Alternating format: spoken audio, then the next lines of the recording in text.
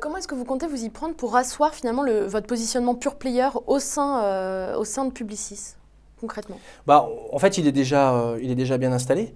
L'idée, c'est de continuer justement à creuser ce sillon-là. Quand on a lancé il y a 5 ans maintenant, pardon, Performix, on l'a lancé justement sur cette stratégie qu'il fallait qu'on construise un pure player digital à l'intérieur de Zenith Optimedia, que ce pure player devait être multicanal et que sur chacun de ces canaux, on devait être identifié sur le marché comme un pure player. C'est-à-dire qu'il devait être capable de rentrer en compétition sur les verticaux, sur chacun des métiers, que ce soit du paid search, du SEO, du social ads, du display à la performance, voire de l'analytics.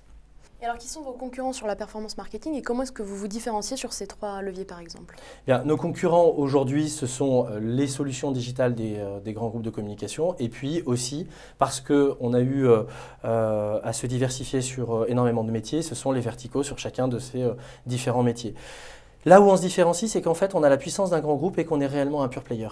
Et donc, on est capable de délivrer une excellence sur métier sur chacun des canaux et de développer un vrai conseil stratégique, on va dire de manière transversale sur l'ensemble des canaux, quand d'autres opérateurs, que ce soit dans les grands groupes, sont encore un petit peu moins spécialisés. On a vu des initiatives récentes qui nous rattrapent, certes, on n'est pas en reste, et puis les verticaux, effectivement.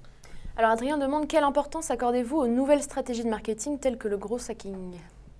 Je trouve que ce n'est pas tout à fait des choses qu'on devrait déployer. Je sais qu'aujourd'hui, le marché s'organise pour augmenter la qualité, en tout cas des productions des campagnes publicitaires, autour, je dirais, de 4 exigences.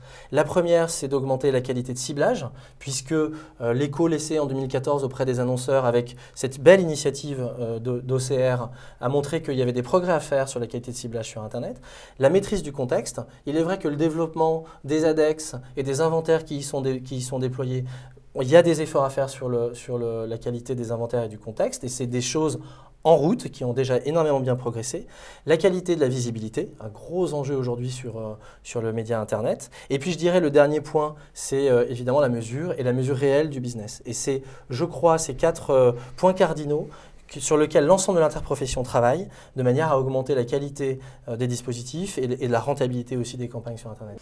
Bon alors, en essayant de ne pas trop se répéter et rapidement, dernière question, qu'est-ce qui fait la pertinence d'une agence?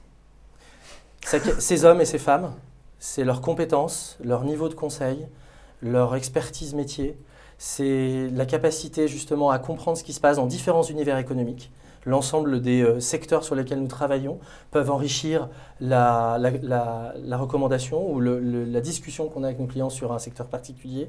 C'est l'ensemble des outils que l'on a proposés et c'est ce partenariat sur l'optimisation business. Comme je disais tout à l'heure, nous ce qu'on aime, c'est quand on travaille en transparence avec le client sur la résolution de leurs équations économiques business.